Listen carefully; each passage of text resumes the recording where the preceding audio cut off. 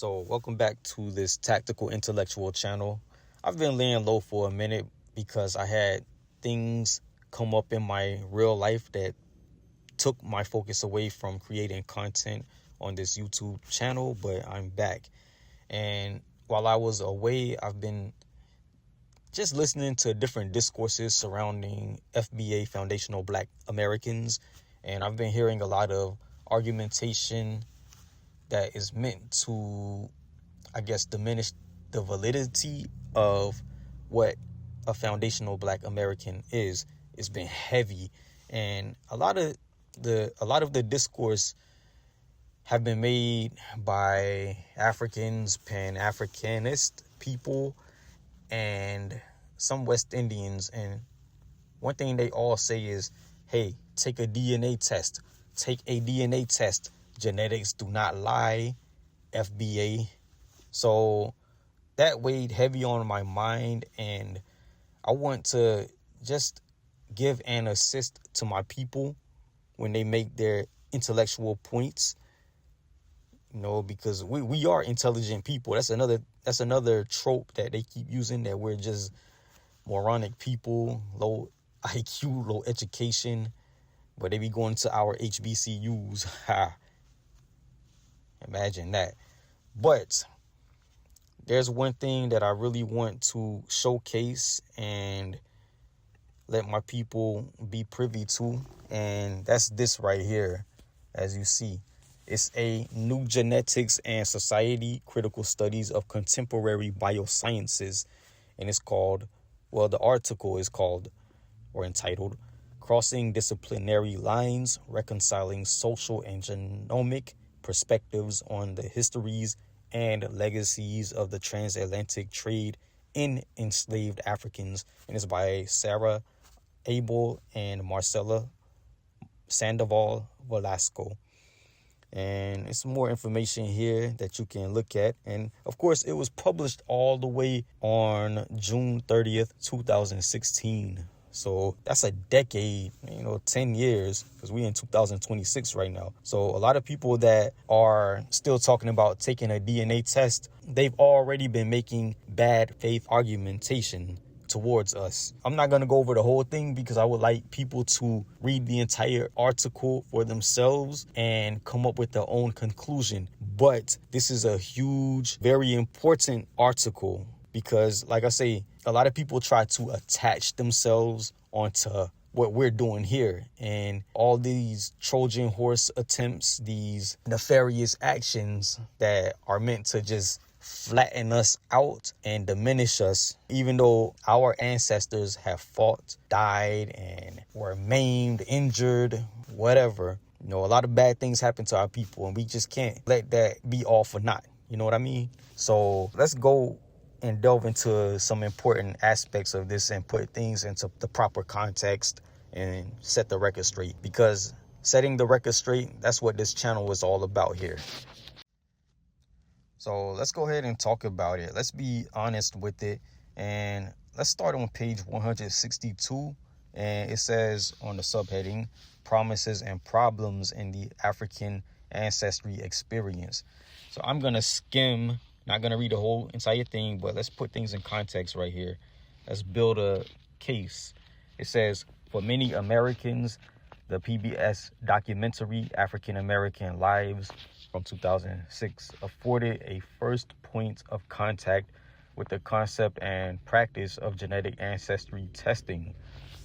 Presented by Harvard professor Henry Louis Gates Jr., the series consciously echoed the format of Alex Haley's celebrated genealogical saga Roots. And we all know about that 1976 movie. Now it says, following 9 African-American celebrities, including Gates himself, so we retired African-American is FBA now, on a virtual journey through their family trees. Okay, so let's go ahead and skip down to the second paragraph. It says, the disclosure of the ancestry test results was carried out in 2 parts, with each individual first receiving a set of autosomal ancestry composition results expressed as a series of percentages that summarized his or her relative proportions of African, European, and Native American genomic ancestry. So it says the show's climax, however, came with the revelation of the mtDNA and Y chromosome results, by which each celebrity was linked to a named African people and homeland. So viewers were able to watch the process by which a team of geneticists and historians constructed these results. First, through the use of a reference database in which all close or exact haplotype matches between the participants and various sampled populations across Africa were identified. And then through the examination of historical data to estimate which of these matches was most likely to correspond to a true ancestral connection, or rather one that likely represented the geographic origins of the individual's ancestors during the era of transatlantic slavery. Okay, so keep that in mind right there. Now let's skip down to the third paragraph. I'm going to read the entire thing and just stop at the end of the highlighted portion. It says, aside from setting a model for the now ritualized emotional responses and follow-up activities that are now routinely associated with genetic ancestry testing, the series provided publicity for African Ancestry, a Washington, D.C. based ancestry testing company owned by the molecular biologist Rick Kittles and business entrepreneur Gina Page. So let's stop right there. This is my fault here. I should have included this part, but check it out what it says. It says comedian Chris Tucker on a homecoming trip to a village in Angola. And it also includes, as Gates speculated in the voiceover, one of his ancestors may have originated, I'm guessing, in that village in Angola or somewhere in Angola. But it's not rocket science. There's a reason why they have these celebrities endorse or participate in these DNA ancestry kits. We'll find out on page 166, but in the meantime, let's go ahead and check out page 163. Let's go ahead and move over to page 163 and let's go ahead and look at the orange highlighted portion. It says Kittles left the institution and struck up a partnership with Page. In 2003, the pair announced the launch of African Ancestry, Inc., and the enterprise finally began to offer its DNA products to the African American public.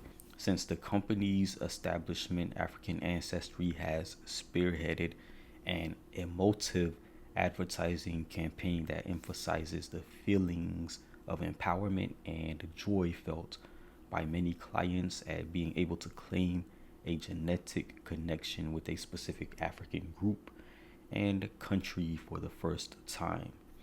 The test's benefits are listed in the promotional video featured on the African Ancestry homepage.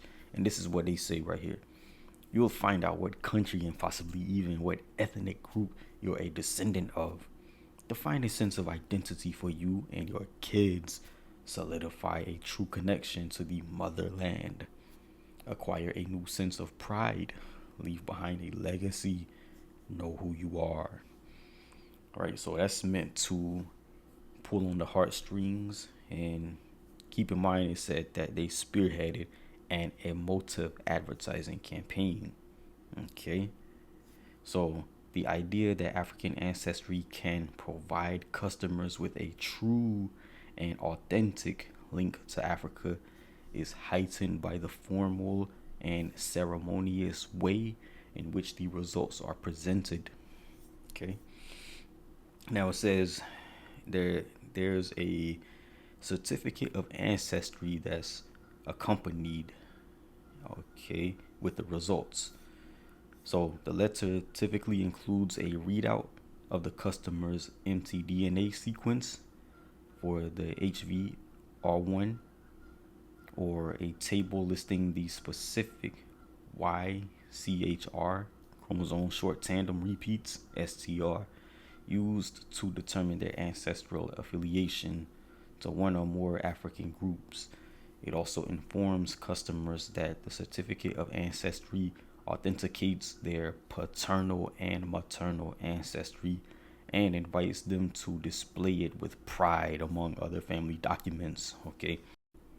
Now let's drop down a little bit and read this part here. It says, these touches are clearly meant to attest to the scientificity of the results, not only for the benefit of the customer who has already demonstrated his or her good faith in the quality of the information provided by the company by paying up to $300 for the test, but also in the eyes of third parties.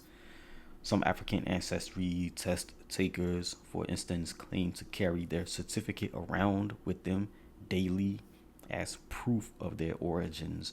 Others liken it to a birth certificate, ostensibly marking their spiritual return, in quotes, to a pre-slavery identity. So really, my thoughts on what we just read is that all of this right here, one of the key words in this paragraph or on this page is emotive. Okay, so they want to emotionally tie you down to the continent. That's what these tests are meant to do. And a lot of people, I guess the people who take the test, I guess they feel validated because they feel like it's something legitimate because they are forking over $300. Okay. And then, of course, it's called African Ancestry Inc., right? So, like I say, they want to give you that genetic connection and emotional connection. But really, don't take my word for it. Let's go ahead and look at further information on page 164. Now, on page 164, there's a lot of key pieces of information that will strengthen our intellect for sure and help us to put things into the proper context when it comes to the ancestry test or genetic test that we decide to take if we want to go that route. Let's go ahead and jump right into it. It says, African ancestry can be considered unique within the context of the DNA ancestry testing market, in the extent to which its customers are encouraged to identify with their new genetic appellations. And appellations just means name or designation. All right, back to the paragraph. It says, this is in large part down to the skill with which Page and Kittles have tailored their marketing rhetoric and the actual results of their tests to respond to the desires of their clientele. Take note of that green part there. And their success at gaining the involvement of numerous black celebrities and respected African American public figures such as Henry Louis Gates Jr., who have acted independently as vocal advocates of the test. Okay, so that goes back to my opening statements when I was just mentioning, hey, take note of the I guess celebrities they have, because it's all advertising and then they're selling a product, so it's marketing right there, and we know that how well. It says that, okay, Page and Kittles, they have tailored rhetoric and the actual results of their test to respond to the desires of their clientele. Now, when it comes to the actual desires of clientele, let's go ahead and read the portions underneath the orange highlight. It says, moreover, the company's notable emphasis on encouraging customers to use their results to create interpersonal, charitable, and business links with their newfound African genetic cousins contributes to the idea that taking a DNA test with African ancestry is not merely a self-contained or isolated activity, but rather part of a broader life experience. Now, that says a lot there, and I've been seeing this in real time. While I was laying low, I was just monitoring everything, all of this discourse, with non-FBAs against FBAs, and it's always like a lot of Africans in different comments sections, especially on YouTube. They always say, hey, take a DNA test, because guess what? Let me say something right quick. Regardless if a person identifies as FBA or they're a Pan-Africanist or they're whatever, I think that these new ancestry tests and genetic testing, I think once they know a person is like melanated, then they're gonna skew it and tailor the results to go Africa. That's what it's about. And like I say, we already got the answer right there. It's because these results, they're meant to compel a person to create interpersonal, charitable, and business links with their African, and it says genetic cousins. And I mean, it's basically like a Pan-African alley-oop right there. It's assisting the Pan-African agenda. Why do I say that? Well, let's go ahead and read further. The yellow highlighted portion says this: it is perhaps precisely because of African ancestry's success at encouraging its customers to invest financially, psychologically, and socially in its genetic identities that the company has been the target of virulent criticisms from the academic sphere since its very inception. Okay, let's drop down a little bit more. It says, in a 2004 paper co-authored with Mark Shriver, he noted that the mtDNA is a mitochondrial DNA and YCR chromosome sequences analyzed for the company's matriclan and patriclan tests respectively makes up only around 1% of the entire human genome, and thus relate to only two specific lineages of a customer's family tree out of more than 1,000, going back just 10 generations into the past. In an interview for the BBC documentary Motherland, which followed three British Afro-Caribbean roots seekers in their attempts to use mtDNA and Y chromosome analysis to retrace their ancestral African origins. Okay, and let me see something. Let me say something right here. It says, kiddos acknowledge the limitations that this imposed upon the scope of such ancestry estimation, stating, it's better than nothing. That's what I say. It's sort of like walking in a very dark room and looking around for the light switch. And in this situation, maybe you find a flashlight, and that flashlight is enough light for you to maneuver in the room. And I feel it's a tremendous feeling when you do connect and find a potential ancestor.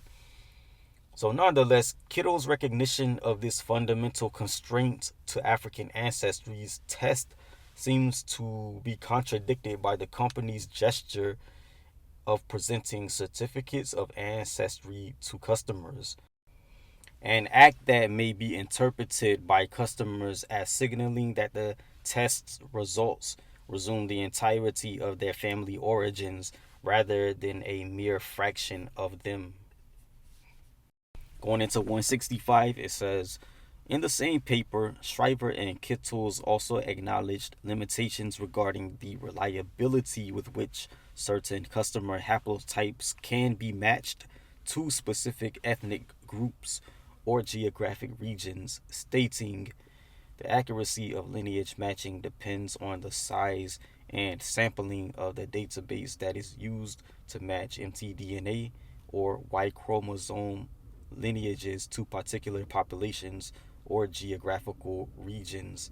The level of geographical resolution depends on both the sampled haplotype and the populations included in the database. Many databases that are derived from published research are too small and lack samples in certain geographical regions. Nonetheless, the high regional specificity of mtDNA and Y chromosome haplotypes means that some less common lineages can be traced to particular ethnic groups or locales. However, tracing the more common haplotypes to a particular location is problematic. Let's drop down, and it says Gates had originally invited Kittles back to provide the DNA analysis for African American lives after the latter matched his mtDNA, mitochondrial DNA, to the Nubian people of Sudan and Egypt in the early 2000s.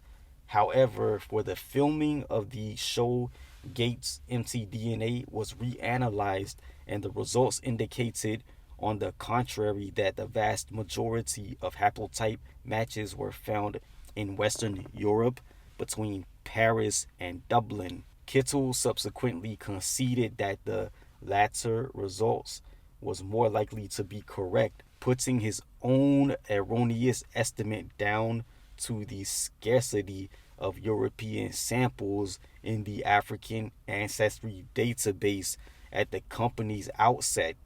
Gates, on the other hand, alleged that Kittles had been aware of the unlikelihood of him being descended from a Nubian individual, given the historical trade routes of the Transatlantic Trade, and stated that the company had simply provided him with the result they believed he wanted to hear. So I definitely have to stop and give my thoughts on some of these things. On page 165, we know, because it's telling us that there are a lot of limitations when it comes to, I guess, finding the mitochondrial DNA and Y chromosomes and everything.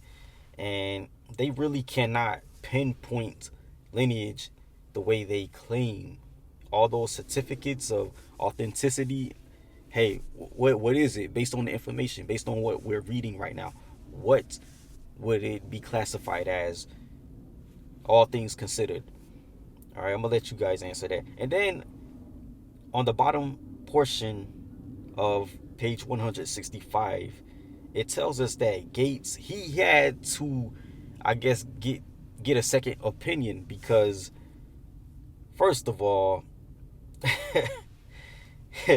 hey, he had a lot of haplotype matches that were found in Western Europe, specifically between Paris and Dublin. And really, that Nubian individual, that was just fabrication right there. And then on page 166, it says that African ancestry, the testing mechanism or database, they basically just, you know, Kittles, he just told him what he wanted to hear. And that goes back and further supports the notion that these people, they tailor the information, the story, and the results to the desires of people. And really, probably, if people don't want to associate with Africa, they're probably compelled to do that anyway, to just skew it towards Africa. Okay, where am I at now?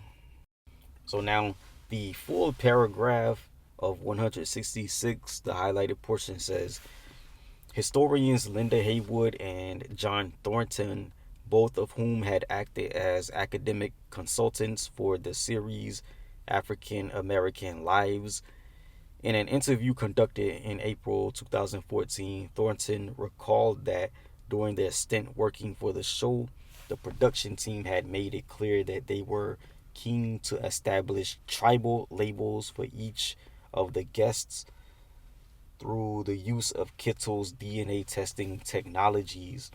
The role of the two historians, therefore, would be to receive the names of tribes identified by the genetics team and create stories to explain how an individual from that tribe could plausibly have gotten from Africa to America during the period of the Transatlantic Trade.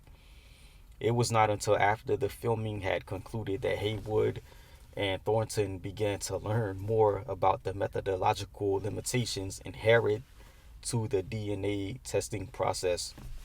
and therefore to question the validity of the narratives that they had constructed to justify them. That's funny. All right. Thornton and Haywood decided to develop a more sophisticated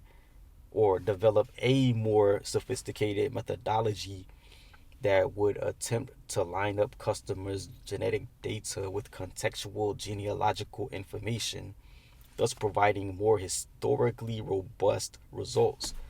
This time, rather than starting with the genetic match in Africa and trying to create a suitable historical narrative to fit, the principle was to begin by analyzing the historic trade routes to the most common U.S. ports where captive Africans were disembarked, and then to work backwards from there to identify possible ports of origin in Africa.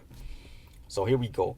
Using maps of the standard shipping patterns and trade routes between North America and different parts of Africa, they could discard outliers, genetic matches that fell too far from the ports habitually involved in the transatlantic trade. You hear this stuff? And instead home in on regions and groups where the customer's ancestor was more likely to have originated without necessarily pinpointing one specific tribe. Now, let me pause right quick. All right. The key information here is okay. Okay, they could discard outliers. Okay, genetic matches that fell too far from the ports. Okay, now that's problematic to me, man. Now, how accurate is that when you can pick and choose? That's tailoring the results right there. Okay, let me resume reading. It says, for Thornton, this solution was more satisfactory than the approach used by African ancestry since it provided squishier results. That is, it allowed analysts to highlight a selection of possible countries and groups of origin rather than arbitrarily picking one ethnic group and portraying it as a definite and unique match. It is worth noting that by Haywood and Thornton's standards, the genetic results provided to the participants of African American lives and to African DNA customers could only be considered reliable and truthful if they were able to be placed within the specific historical context of the transatlantic trade in enslaved Africans. You hear that right there? Hey, I'm gonna let you guys read this on your own time and deduce what it could mean. But in the meantime, let's go ahead and move to page 167. We're almost done here, but 167 is very important. It says, what mattered to Haywood and Thornton was to establish precisely which matches were the result of an ancestral link dating back to just 2 to 400 years ago, rather than thousands of years in the past. This raises another issue with regards to the historic authenticity of genetic ancestry results, namely whether the territorial distribution and demographic constitution of ethnic groups today can be considered to be reflective of the form and boundaries of African societies between 2 and 4 centuries ago.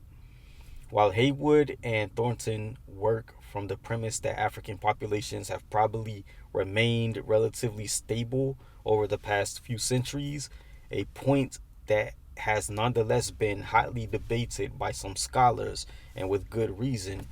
Let's check out the yellow highlighted portion, and it says, for people seeking their roots, it is probably not as important to link to a long lost political group or try to locate the 18th century name of genetic ancestors. The real contribution of the results provided by DNA is that they connect an African American living in, say, Boston or New Orleans with an African who identifies himself by a name, say Asante. or Wolof, and who lives in Ghana or Senegal. The African American, now we say FBA now, who shares genetic sequences with that person can link himself to that modern day ethnic group by matching genetic anomalies in an FBA and an African. One can establish that these two individuals had common ancestors 2 centuries ago. It's problematic though. The predicament faced by Haywood and Thornton consists of the tension between wanting to provide FBA clients with the specific ethnic affiliations they crave, and yet not wanting to present this information as absolute or deterministic with regards to customers' ancestral identities. Okay. So this is where they start hitting some gray area or a rocky road. It says companies therefore find themselves caught between conflicting interests: the financial impetus to create a product that will sell, the professional duty to provide a test whose results are considered scientifically and perhaps historically accurate, but also the moral and, in this case, political inclination to respond directly to the needs and desires of the client. That's a very good question to pose, because this whole balancing act of being a business that needs to promote and sell to potential clients and push a story that's morally correct and politically right, you know, I mean, hey, you're asking for a lot, because the name of the game is accuracy. How accurate is all of this stuff here? Well, let's go ahead and look at page 168, and I'm going to scroll down and let's check out the highlighted portion here. It says, in his words, in science, you go with an open mind and let the data lead you. Let's look down and, speaking of accuracy, let's check out this portion that's underlined in the blue ink. It says, the next step for Jackson and Eli was to test the effectiveness of their own proposed ancestry inference method, which they did by comparing a total of 171 American mtDNA haplotypes to a database of 3,725 African mtDNA sequences collected from various parts of the continent. The results, however, were disappointing. About half of all FBA, it says African American sequences, yielded multiple matches among the sampled African groups. Only around 5% were matched to a single ethnic group, and the remaining 40% finding no matches at all. Okay. So the ultimate test, Eli explained in his interview, and we're on page 169, by the way. So back to the paragraph. Well, let me start from the top. It says, the ultimate test, Eli explained in his interview, was to see whether individuals of recent African origin who knew their ethnic background would be matched to the correct group. This experiment was performed on 10 mtDNA sequences donated by individuals of Senegalese, Nigerian, Cameroonian, Ghanaian, and Sierra Leonean origin. The results showed that 5 out of 10 haplotypes were identical to sequences from at least 2 other countries, as well as their country of origin, sometimes with matches as far-flung as Mozambique, Kenya, or Ethiopia. 3 samples found no matches at all in the database. 2 haplotypes found identical matches in countries that did not correspond to the sample donor's country of origin, therefore yielding false positive results. For Eli, the experiments were conclusive. Rather than this being an issue of the science not being quite there yet, as many had believed, he concluded that mtDNA sequences were simply not apt for inferring ancestry with the specificity that many African Americans, now called FBA, were seeking. Instead of looking for a better method or a different genetic marker that might be capable of conferring ethnic labels, Jackson, who continued running the project until 2014, opted to modify the participants' expectations, providing them only with information that he saw as scientifically robust. A significant proportion of the project's participants, he stated in his interview, were African ancestry customers who were unsure of their results' accuracy and were looking for a second opinion. Jackson's response was invariably to reject the validity of the ethnic labels provided by the company. You're not Mandinka. We don't know what you are. And instead, to provide users with the name of their haplogroup. Example E1B2A, pointing out the geographic regions in which it was predominantly found. In Jackson's eyes, this constituted both a more scientific and a more ethical way of presenting participants with their genetic information. Although it may not be as satisfying for test takers to learn that they have not been matched to a specific ethnic group, he considered that it was nonetheless important for members of the public to realize that genetics can't tell us everything about a person's identity. Okay? A true indeed. I don't even need to give my commentary. This is saying everything. It's self-explanatory. But let's go ahead and drop down and let's look at this highlighted or underlined portion in blue. It says, from these discussions, many scientists and scholars involved in the design and analysis of personalized ancestry testing data based their approaches simultaneously upon their own criteria of scientificity and accuracy, as well as their ideas about what members of the public expect to gain from their DNA test, notably with regards to their own identity or those of their ancestors.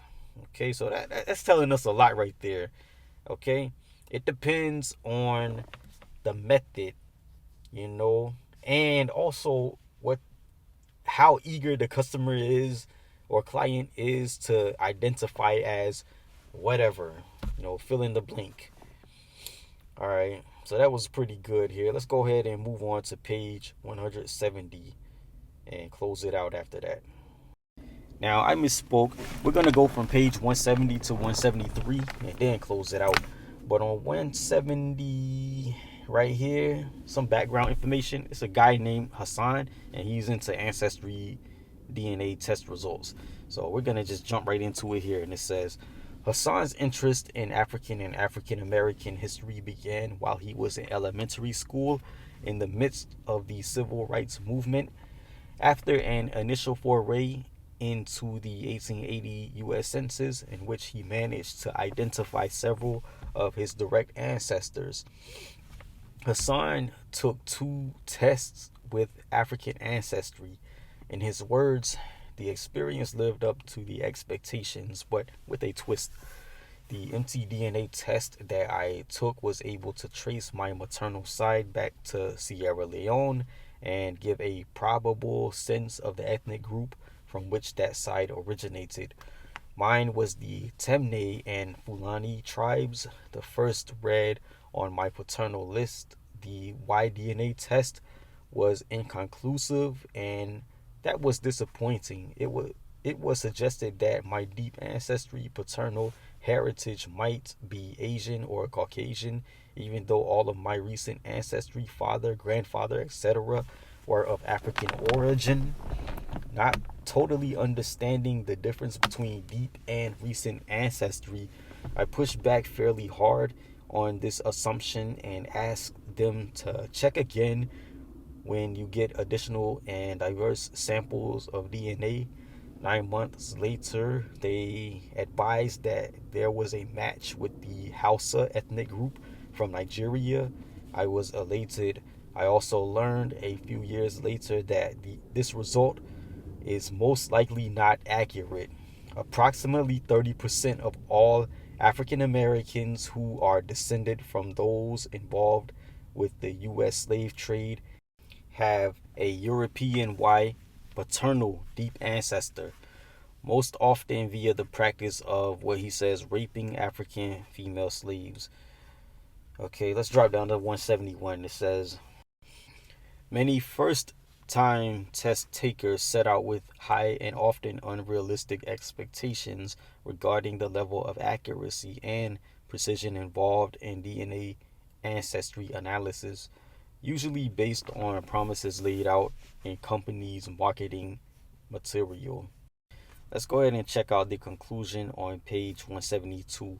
And it says, we have sought not only to highlight concrete ways in which technological advancements have improved the scope and resolution of such analysis over the past 15 years, but also to underline and explain the inherent constraints to these methods and how scientists deal with them in the interpretation of their results. Okay, it is important to acknowledge that neither genetic nor historical approaches alone can provide a definitive account of the identities and lived experiences of individuals displaced by the slave trade. However, through sustained interdisciplinary discussions and careful methodological planning, the combined analysis of historical, archaeological, anthropological, and molecular data can offer promise in terms of piecing together a more complete and multifaceted picture of the past. Let me stop right here for a minute. Let's be for real right now. All these people on social media talking about, hey, take a DNA test, check your ancestry, and blah, blah, blah. Okay, we know that the ancestry test, they're inherently flawed and they're meant to tie you and attach you to Africa. You have to be multifaceted in your study or in your endeavors. You have to do a form of comparative research. You have to consult family members. You have to look at historical records and documents. It takes time and effort. It's not as easy as just spitting in a tube and sending it off to who knows where to do who knows what. Okay?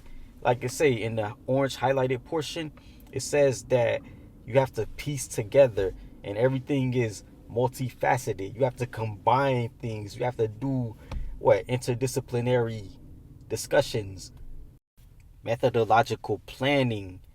So really it does come down to this right here: archaeological, anthropological, and molecular data. You have to take all of that in consideration.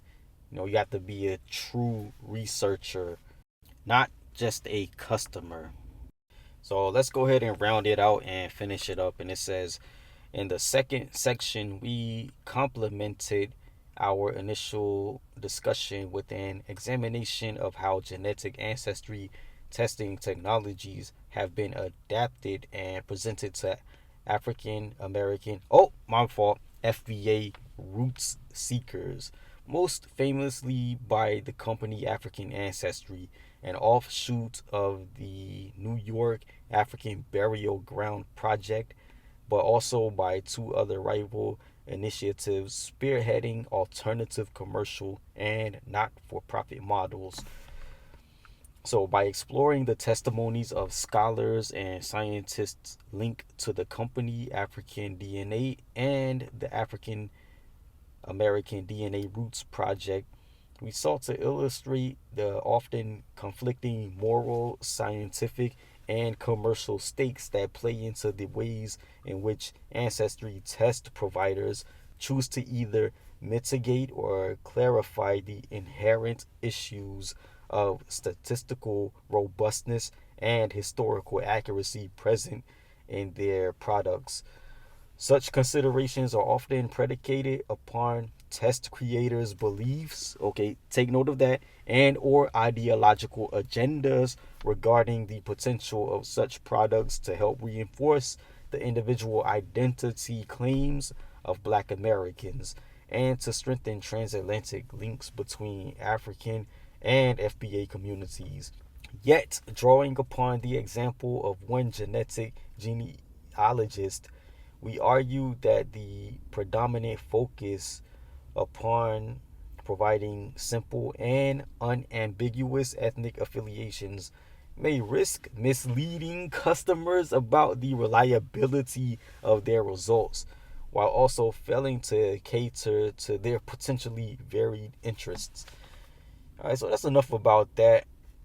Let me go ahead and conclude the reading part, and then I'm going to just leave a little summary, the most important parts as it pertains to us as FBA, because this is the game that you guys need to be equipped with. You have to know the ins and outs of this thing right here. And I think this article right here, it'll do you good to read it in its entirety, so that way you can intimately know this stuff, have it in your heart, and box back these people that want to come with that, hey, take a DNA test, nigga, type of rhetoric that you see all over social media, YouTube especially. These companies, they may have agendas, they tailor results that just points to Africa, and it's meant to draw your heart closer to Africa and forget about your homeland, forget about all this other stuff. But the most important thing, yeah, we're going to put down in the final portions. Now, we've reached that point in time where I give my 3 key takeaways, and this is directed towards my people, foundational Black Americans, foundational melanated, foundational swarthy, whatever you want, the melanated people who are foundational to this country.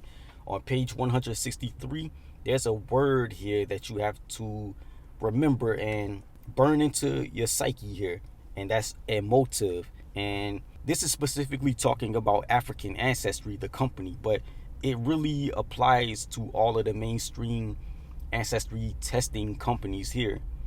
And the end result is that they want you to be emotive, and that just means you center your feelings instead of objectivity when it comes to the results. And it says that, okay, specifically speaking of African Ancestry, the company, it says that they have spearheaded an emotive advertising campaign that emphasizes the feelings of empowerment and joy felt by the clients because they can claim a genetic connection with a specific African group and or country for the first time, And I've seen this before. I remember it was like an FBA chick. She did like a ancestry test, and her results was majority. It showed Nigeria, so she put a Nigerian flag, and it's like, yo, that doesn't make sense, sis, because Nigeria wasn't even a thing back during that transatlantic slave trade period, or what they telling us. And that's a post-colonial or post-Berlin conference concoction right there. Nigeria. Come on, a white lady from the UK came up with that name.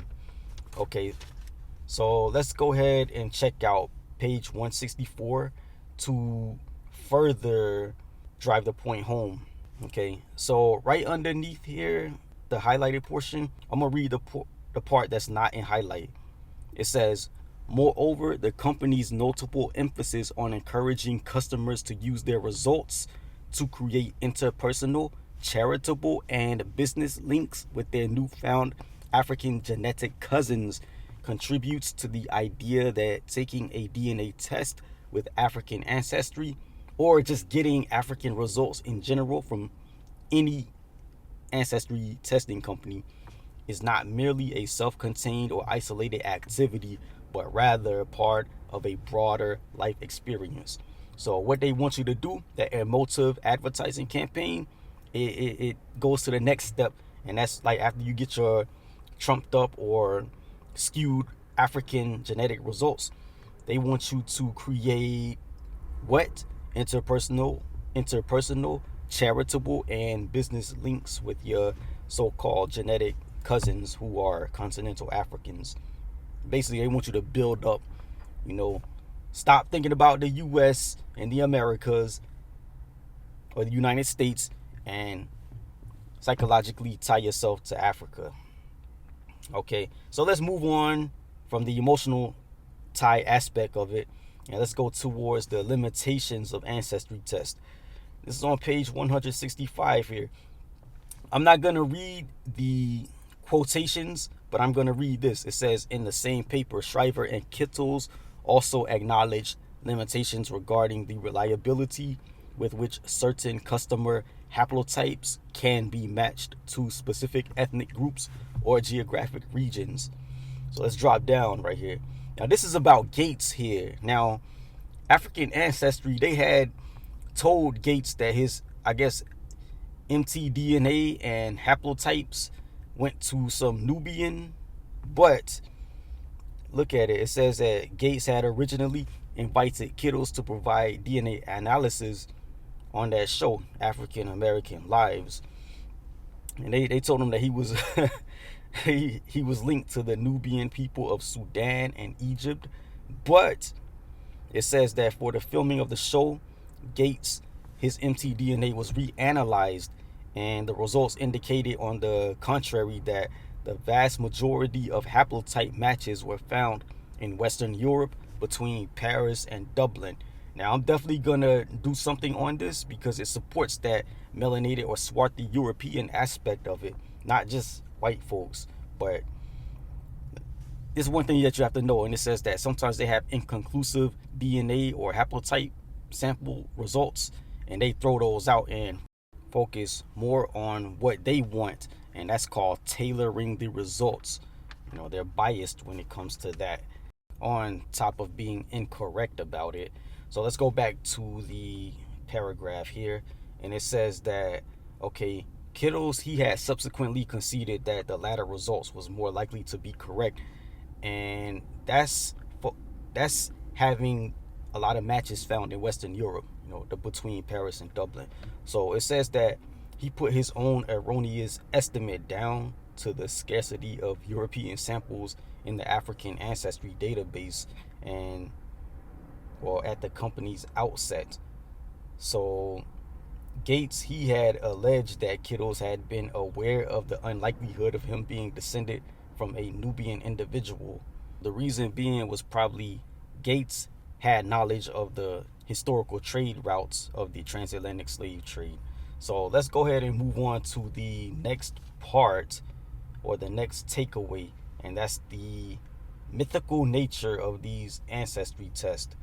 And like I say, what we just read on page 165, that plays a part in it too, because like I say, Gates, he already had prior knowledge of these trade routes, and he knew that, hey, Nubia, Sudan, and Egypt, they kind of weren't really part of that. So how did you come to that conclusion initially? So that tells you that these testing companies, they're kind of full of it. So let's go to page 166 here, and let's see what it says. Well, I'm not going to read this, but just know on page 166 it tells you that they have academic consultants, and their role is to come up with the proper storyline or narrative as to why we're going to tie you to this African tribe right here. And like the other DNA results, that we're going to say that those are outliers and they're inconclusive, and we're just going to throw them out and not even speak of them. So that's the mythical nature right there. It's about building a storyline. So we have to be real here, and let's go to page 173. I'm going to read the first paragraph and end it. It says, it is important to acknowledge that neither genetic nor historical approaches alone can provide a definitive account of the identities and lived experiences of individuals displaced by the slave trade. However, through sustained interdisciplinary discussions and careful methodological planning, The combined analysis of historical, archaeological, anthropological, and molecular data can offer promise in terms of piecing together a more complete and multifaceted picture of the past right there. So that's one thing that we have to focus on, the interdisciplinary and multifaceted aspect of all of these things. When an African online is saying, hey, take a DNA test, nigga, that's nonsensical, man. That's one aspect of it. He's telling you to discount all these other fields of study, the methodological planning. He wants you to disregard the archaeological aspect of it, the anthropological aspect of it, the historical aspect of it, and be emotive. Like, he's emotive in his rhetoric. Take a DNA test, and they're already biased and limited already, but they're just gonna tie you to Africa, irregardless of the facts. So we don't want to fall for this propaganda. And like I say, my FBA people, we too smart for this stuff, man. We too intelligent for this stuff. We don't have that Bush mentality, that poverty mindset, that lack of critical thought. We're not built like that. We're built to actually know the nuance, because our history is so nuanced. The history of the United States is so nuanced. We understand that and grasp that more than these people from Africa. They're simple-minded, the majority of them. Now, like I say, it's not all of them, because you got some when they don't have that simple-minded stupidity, that foolishness. They're great people, and they're intelligent. You know, just look at that interview with Godfrey and the other cat. You know, the other cat, he didn't understand stuff, but he was just speaking out the side of his neck, and Godfrey had to educate him. That's how it should be right there. More of these Africans should be like Godfrey, you know, or the King's Monologue, as opposed to David or what was his name, Frank Zanu, and all these other Sambo Coonish Africans. And like I say, it's not all of them, but come on, people. And like I say, my FBA people, just remember page 173 and all of this article right here, and then we'll be all right. Let's stop that crazy noise. But that's the end of this video presentation here. Hope you guys just check out this article and know how to give a proper reply and put things in the proper context. All right, take care.